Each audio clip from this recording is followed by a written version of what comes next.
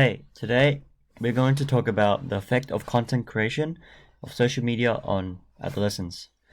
So, the aim of this will be to study the effects of the social media content creation on adolescents. This study will also hypothesize that the use of social media is more likely to have a detrimental impact on teenagers' decision making and judgment for those who don't use social media. Background knowledge. Social media is getting more and more progressively popular, and especially around teenagers. It is most prolifically used, and adolescents are generally aged between 13 to 19 years old. Social media is known as this platform, this mobile and web-based technology that allows users to create, share, discuss, etc. So many other things you can do on it. Content. However, there are many controversies surrounding how this can affect our youth. And today we are going to address judgment and decision making. So this will be very important on the future of our society, as teenagers will make, shape, or break the future's industry development. They will be the future force of society. So we are going to talk about the benefits first. This includes increased self-esteem, so getting likes or getting positive feedback gives a sense, helps boost a person's confidence, and also they're more likely to self-disclose to other people, because using social media in the comfort of your own home, it increases anonymity,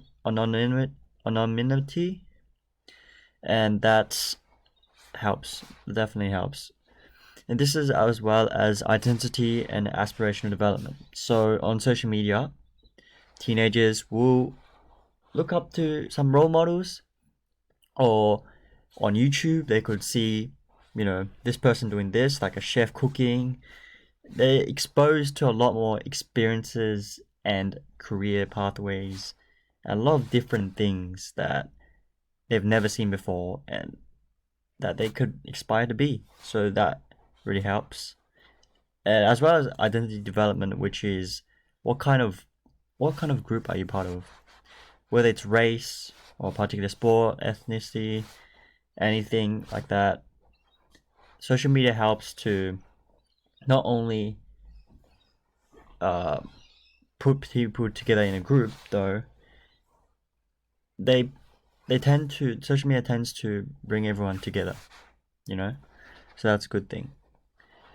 Cons include self-esteem, so decreased self-esteem, and the article actually links it as both a benefit and a negative. And this may be some kind of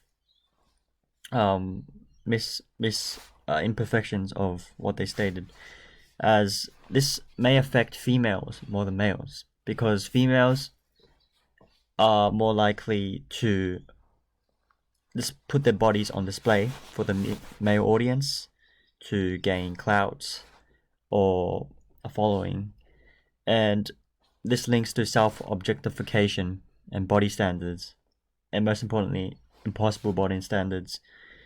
And this will really affect the future generations' personal judgment and image of themselves, not only physically but mentally.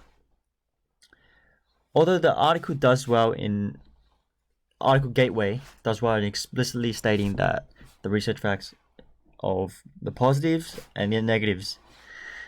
And also, however, the research also states that social media leads to decreased quality of sleep.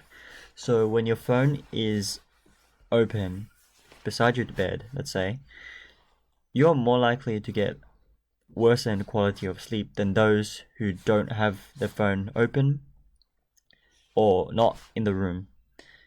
And this could lead to depressive symptoms, impaired judgment, motor vehicle crashes, or being more likely to risk-taking actions. And there are many sleep-related symptoms that relate to impaired judgment skills and decision-making skills. And however, all authors do agree that social media has benefits and costs. However, it is implied and state that social media has more of a negative effect than positive. So this brings us to our literature gap, which is there are many instances that particular findings from authors that say this study has been inconclusive or is still in research, still in progress.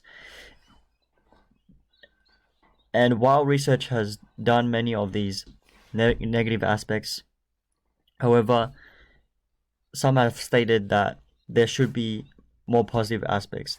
There is lacking in the information regarding that. And this is very important for our understanding of social media as a whole, because we need to know every single aspect of social media, whether it's negative, positive, or neutral, to better understand it as a whole, pretty much. And this will definitely contribute to our understanding of its linking to mental health once we fully understand it. And this is my presentation. Thank you for listening. See ya.